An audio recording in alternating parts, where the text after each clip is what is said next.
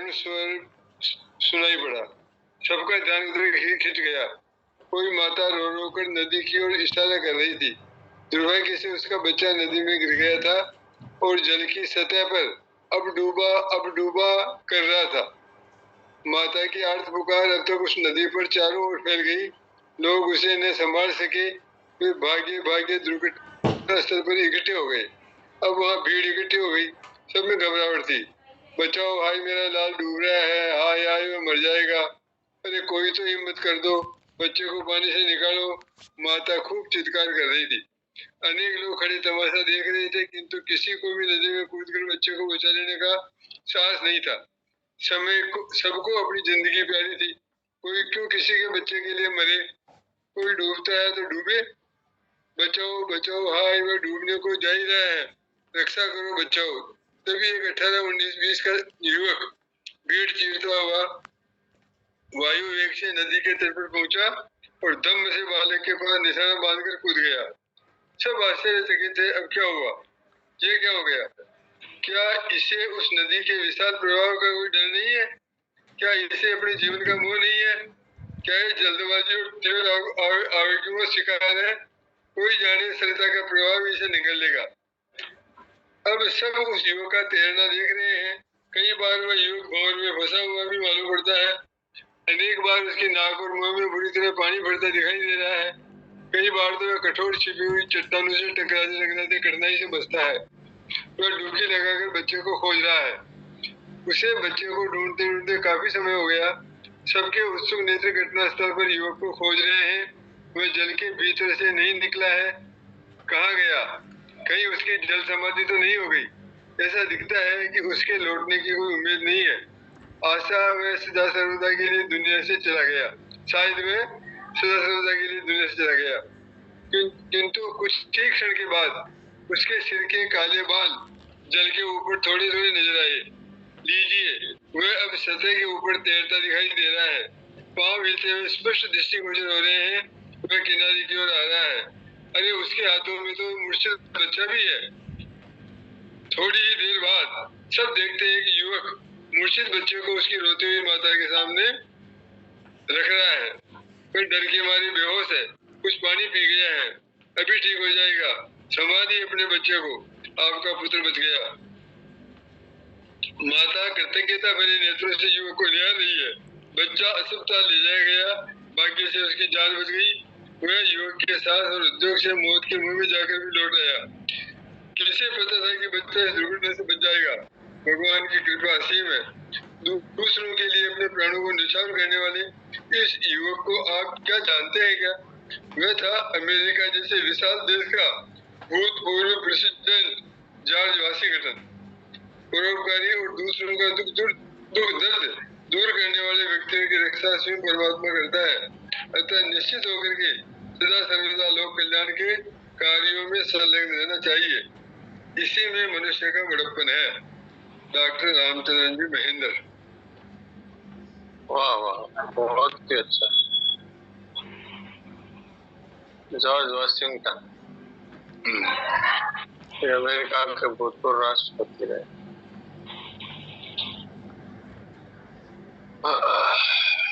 अपनी जान जोखिम में डाल करके भी बच्चे को बचाया। और किसी का कोई प्रश्न है तो प्रश्न कर सकते हैं।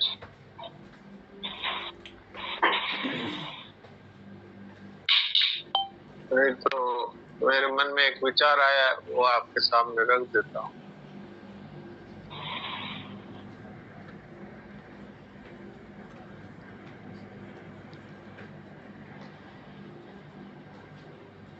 विचार ये है कि शरणानंद जी महाराज ने एक जगह पर ये बात कही है, प्यारे से भिन्न का अस्तित्व और महत्व न रह जाए, यही शरणागत भक्त की मांग है। एक बार फिर बोलता हूँ, प्यारे से भिन्न का अस्तित्व और महत्व न रह जाए, यही शरणागत भक्त की मांग है। इस वाक्य से हमको एक बहुत बड़ा प्रकाश मिलता है और सारे साधनों का सार इस एक वाक्य में समा गया ऐसा मालूम होता है।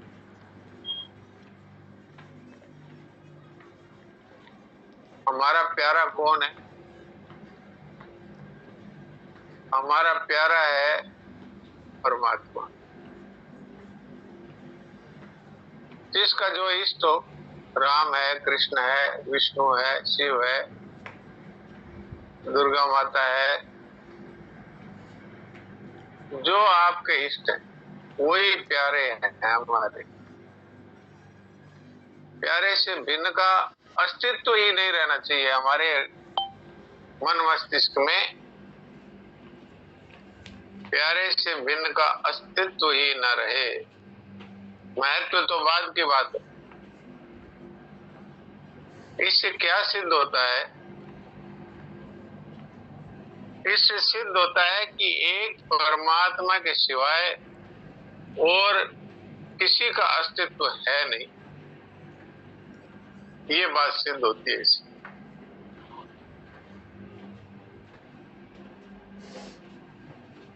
प्यारे से भिन्न का अस्तित्व यदि है तो जगत हमारी दृष्टि में है,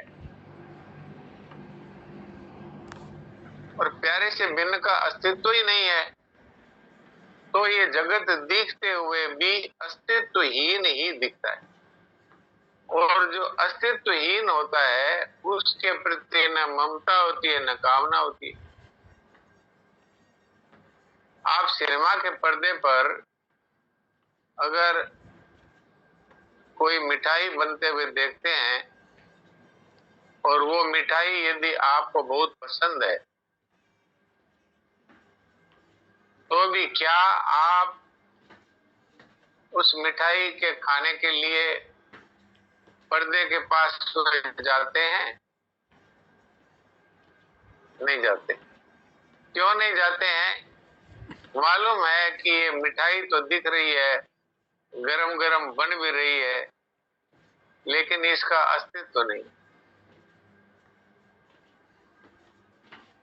अस्तित्व अगर होवे तो उसके पास जावें, फिर उसको लेवें, उसकी इच्छा करें, उसकी ममता करें।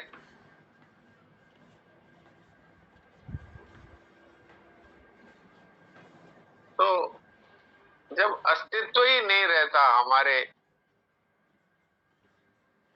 परमात्मा के सिवाय अन्य किसी का, प्यारे से भिन्न का अस्तित्व और महत्व न रहे, यही शरणागत की मांग है। तो मनुष्य है वो सर्वथा एक परमात्मा के सिवाय और उसका कोई खिंचाव नहीं रहता कहीं पर भी। आप देखो बचपन में हमारा खिंचाव था जब कांच की गोलियों से खेलते थे, तो कांच की गोलियों के प्रति हमारा कितना खिंचाव होता था।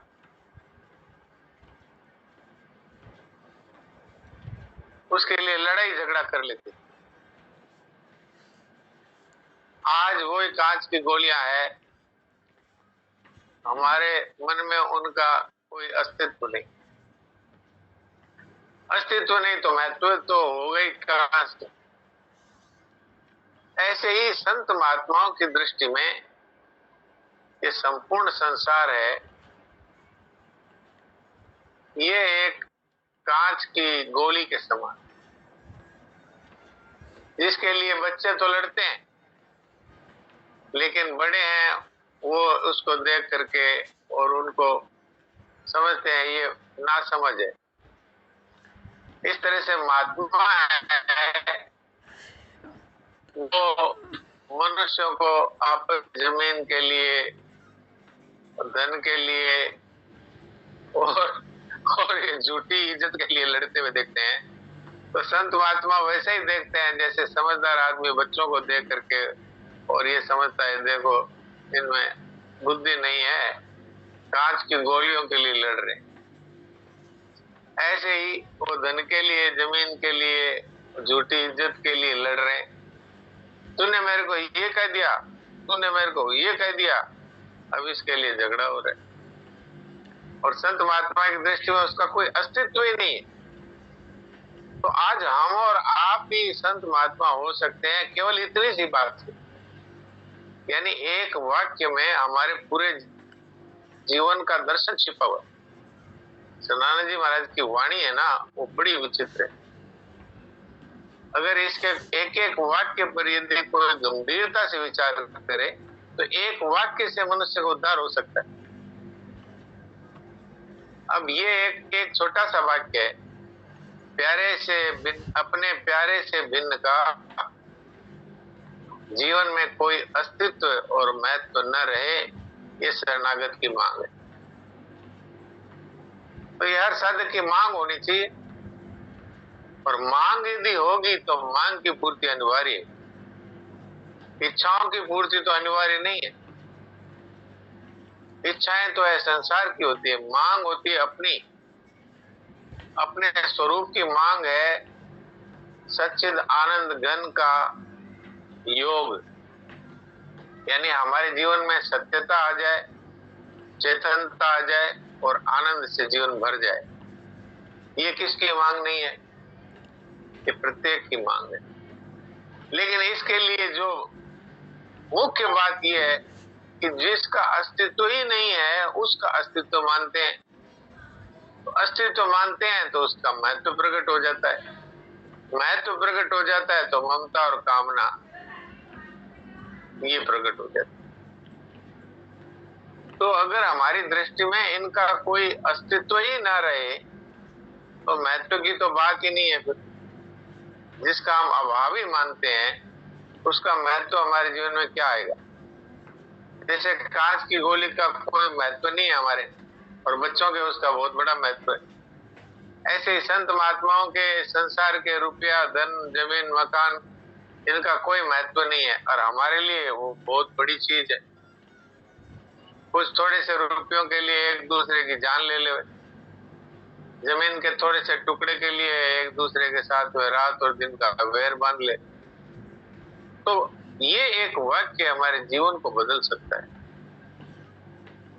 कि वास्तविक अस्तित्व है वो परमात्मा के सिवाय और किसी वस्तु का नहीं।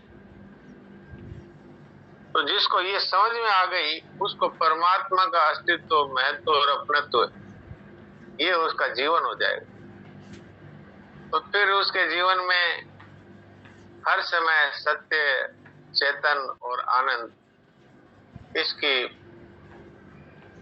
भरमार हो जाएगी, या यूं कह दें उसका जीवन ही सत्य, चित्त और आनंद घन हो जाता है।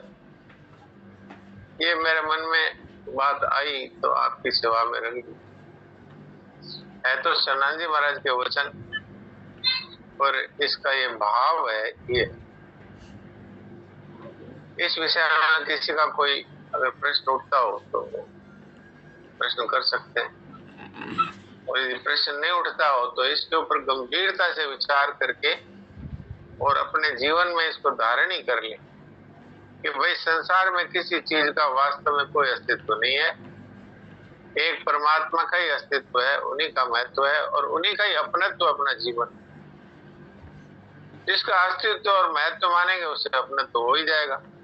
अब संसार में हम धन का, परिवार का और जमीन का अस्तित्व मानते हैं तो उसका महत्व हमारे जीवन में आ जाता है और अपनत्व भी आ जाता है, ये मेरा है।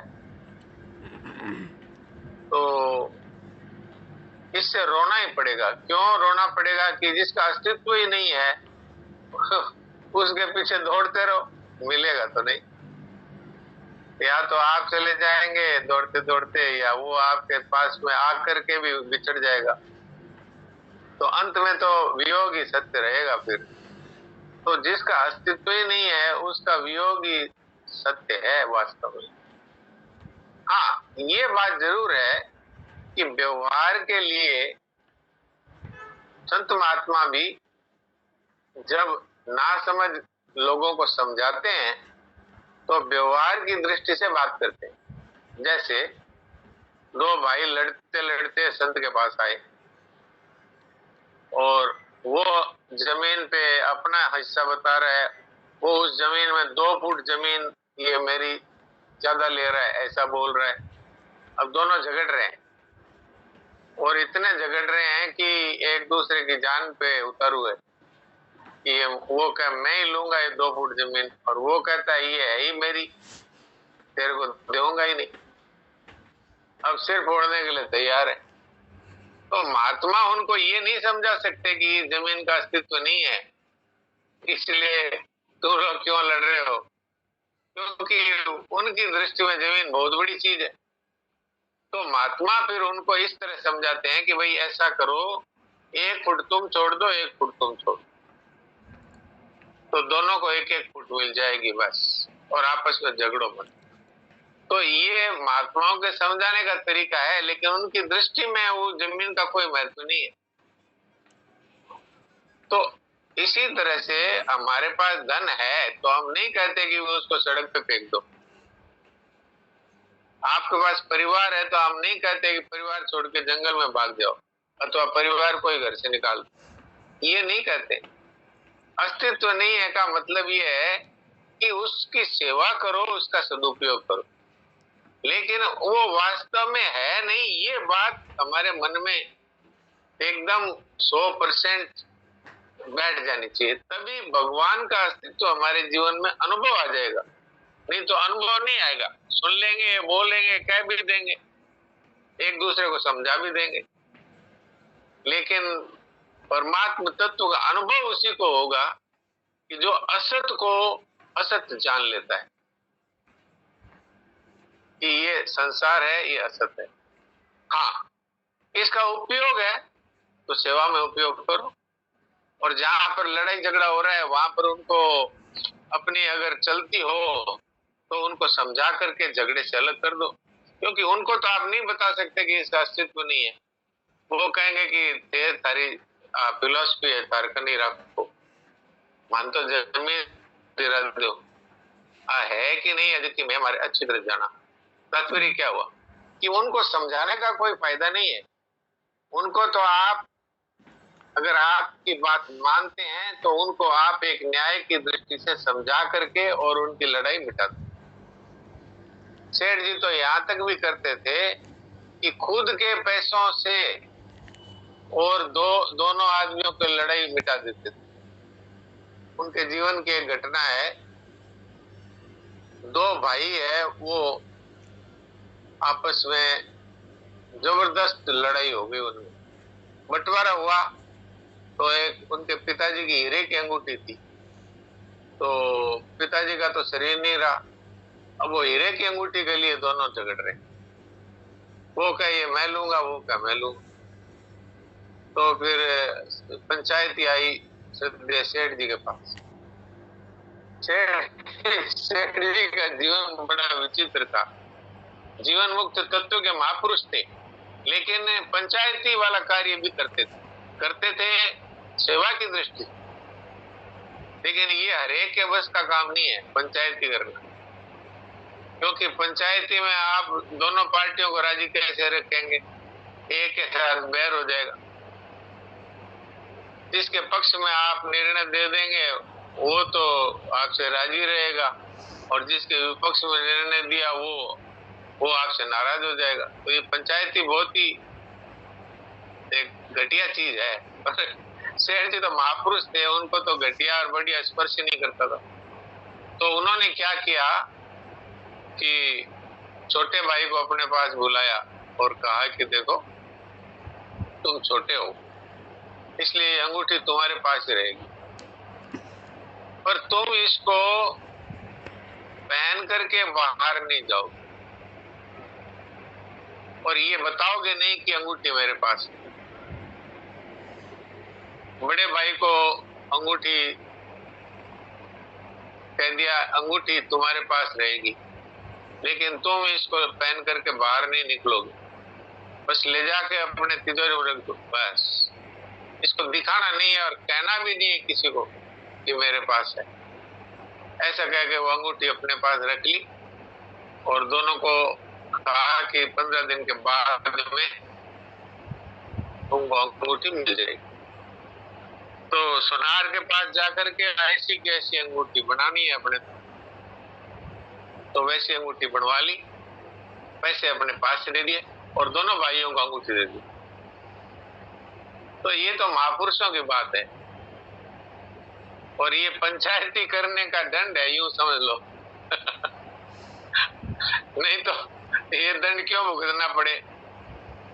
मेरे जैसे आदमी के सामने ये बात आए तो मैं तो यही कह दूं कि भैया ये अंगूठी जो है ये गौशाला में दे दो, बस तुम दोनों को आधा आधा पुण्य हो जाएगा। अब इस पंचायती में कौन पड़े? पंचायती का मतलब है लड़ाई, और पंचायती का मतलब है नुकसान, तो फायदा क्या हुआ इसमें? पर सेठ जी तो महापुरुष थे और उनके पास में धन की भी कमी नहीं थी और उनका हृदय भी विशाल था। हमारे जैसे लोग तो ये सोचते हैं भाई इसमें खर्चा लग जाएगा तो अपने पंचायती में फोड़ो ही मत। तो ये बात मैंने इसलिए कही कि आप संसार वालों को ये समझा नहीं सकते कि इस चीज का, ये धन जमीन मकान कुटुंब, ये इसका कोई अस्तित्व नहीं है, क्यों लड़ रहे हो इसके लिए, वो नहीं समझेंगे। उनको तो आपको न्याय की दृष्टि से ही समझा करके और बताना होगा।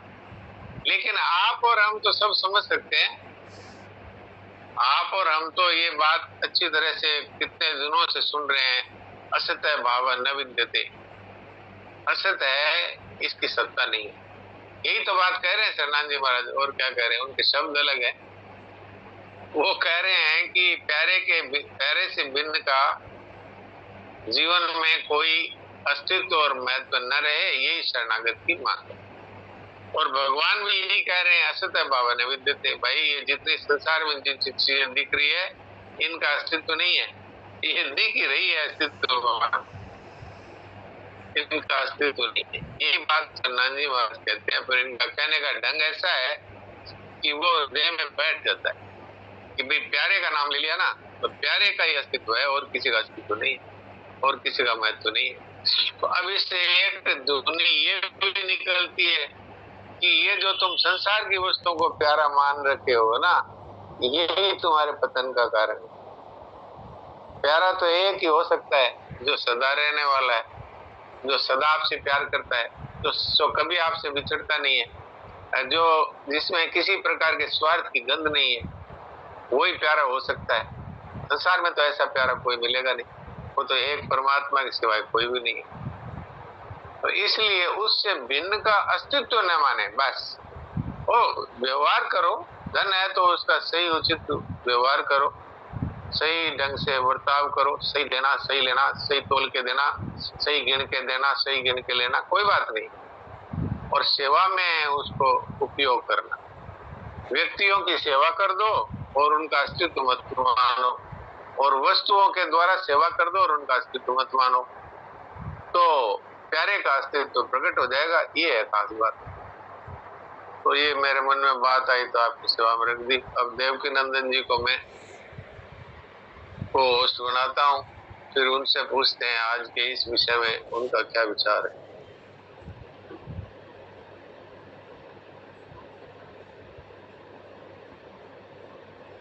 हाँ देवकी जी, आप बताइए, जो अभी बात चली इस विषय में आपका क्या कहना है?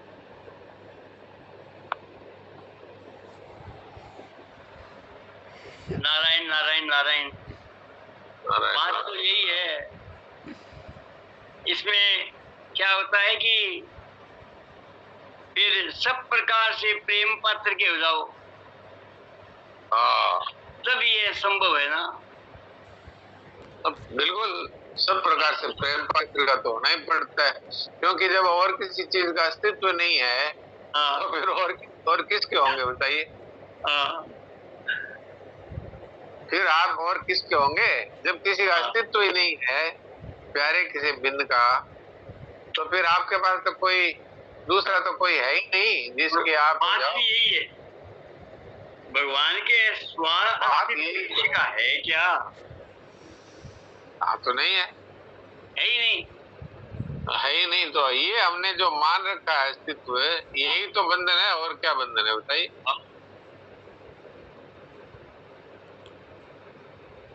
इसीलिए सब प्रकार से प्रेम पात्र के बताओ। बस यही भक्ति है, यही भक्ति है, यही मुक्ति है और यही शांति है। हाँ। और नहीं तो ठीक है, रात और दिन बातें कहे जाओ और सुनने जाओ और फिर नए नए साधन सुनते जाओ और फिर वो कहते हैं ना, कंफ्यूज होते जाओ। बात तो वास्तव में इतनी है कि असतः भाव न विद्यते और सतः अभाव न विद्यते।